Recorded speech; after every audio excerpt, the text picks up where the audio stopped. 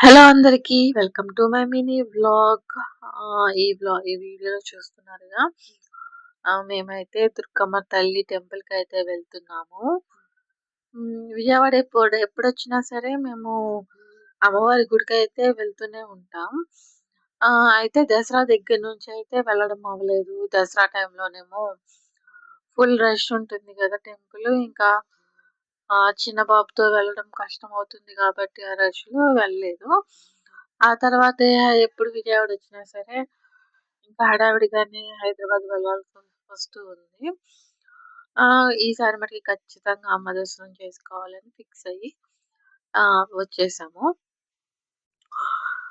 Mostly మేము ఎప్పుడొచ్చినా సరే ఈవినింగ్ టైమ్స్‌లోనే వచ్చేవాళ్ళం. ఎందుకంటే ఆ టైంలో మనకి గుడన్నది అంత రష్ ఉండదు.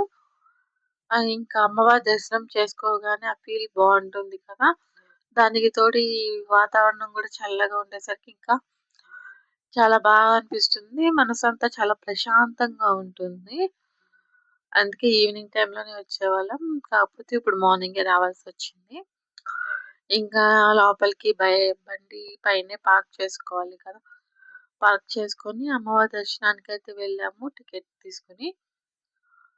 చాలా అనిపిచ్చింది. అమ్మవారైతే ఆ స్మైల్ ఫేస్ చూస్తే మన వైపే చూసి నవ్వుతున్నారా అమ్మవారు అన్నట్టు ఉంది. అంత బాగుంది అమ్మవారి ఫేస్. అమ్మవారిని చూడగానే మనసు కూడా చాలా ప్రశాంతంగా ఉంది. ఇంకా అక్కడ అమ్మ దర్శనం అవ్వగానే శివయ్య దర్శనం కూడా చేసుకున్నాము వెళ్ళి. ఇంకా వస్తూ అన్నదానంలో భోజనం చేసేద్దాం అనుకుంటే చాలా రష్ ఉంది. ఇంకప్పుడు కుదరదులే అని చెప్పి బయటకైతే వచ్చేసాము.